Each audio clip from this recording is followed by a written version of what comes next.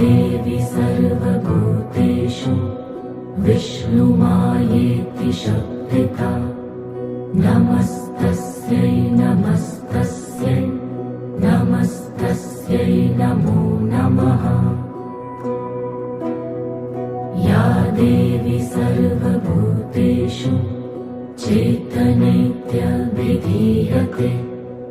नमस्तस्यै नमस्तस्यै नमस्तस्यै नमो नमः। या देवी सर्वभूतेषु बुद्धिरूपेण संस्थिता नमस्तस्यै नमस्तस्यै